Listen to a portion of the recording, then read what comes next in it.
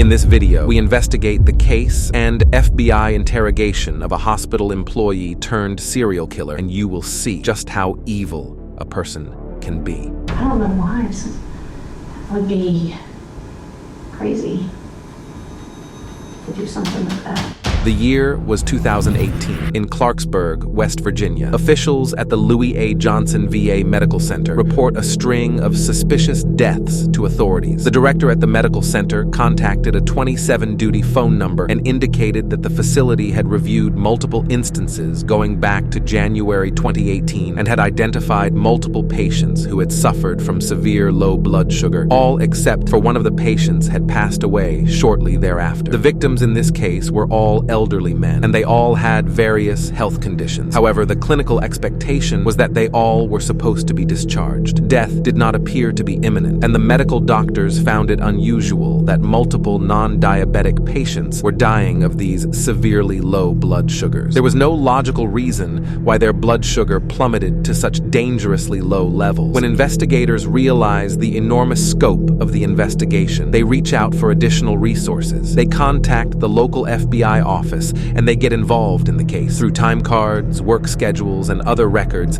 they were able to narrow down the possible suspects that could be involved in the case. It quickly became apparent that there were a total of 4 individuals at the hospital out of 1,200 employees who were there on each of the dates for these events. They are now 12 days into their investigation, and agents are ready to interview their first suspect, a nurse's aide named Rita Mays. Rita was an uncertified nursing assistant who worked in the medical unit they referred to as Ward 3A. She was responsible for taking the vitals of the patients, intake and outtake, as well as taking glucometer stick readings of blood sugar levels of patients. Of this first interrogation, only audio is recorded.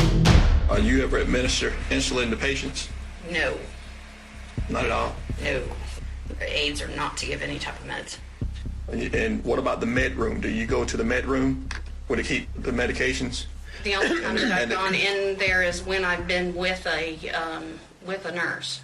Rita denied being in the medication room alone, which investigators knew was contradictory with what witnesses had told them previously. And what's important here is that the insulin was stored in the medication room. Some of her co-workers on 3A had various accounts that stuck out to investigators. As far as red flags, she more or less did not act normal when compared to the rest of her co-workers. They told investigators about instances where Rita had held patients' hands while crying bedside with them.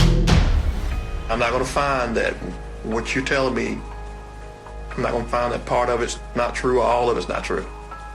No, sir. I will swear. I will swear to it. Okay, and you I will don't know. swear to it. If we had to go to court, I would swear to it. Would you be able to take a polygraph concerning this and pass it? I will not take a polygraph. Why not? Why not? I'm asking. Because I have a torn ACL and I have constant pain and I wouldn't pass it. Okay. The pain would make you not pass it. Yes, sir. They are now 4 weeks into the investigation. Agents discover a crucial piece of evidence. They learned that Rita Mays' husband had been in jail during the time in which the murders took place. Her husband would call her almost every morning after her overnight shift ended. This is one of the conversations agents found extra interesting. At 4 o'clock in the morning, I had to take over sitting one of the one-on-ones, and the one I was sitting with, I wanted to freaking strangle.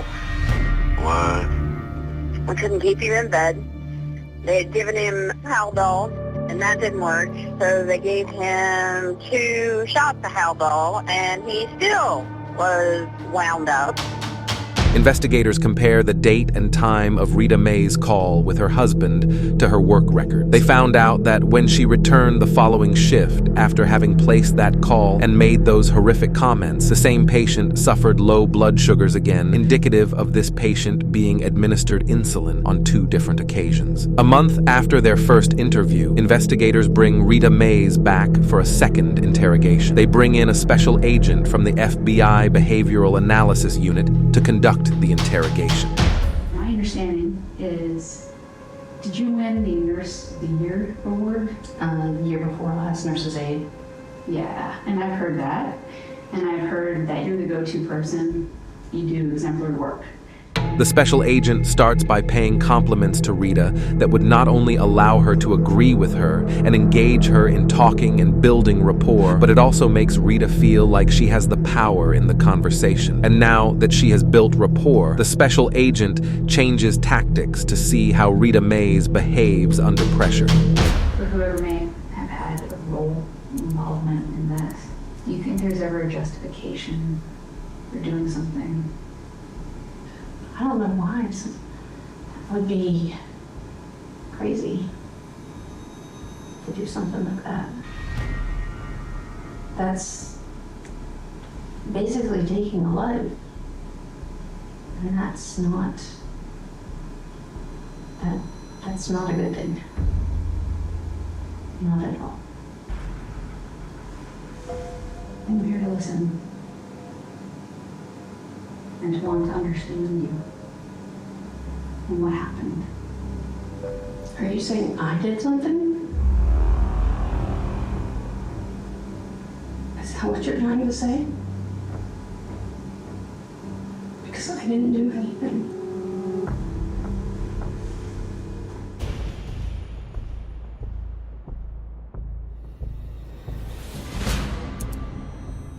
Whatever you did doesn't change who you are.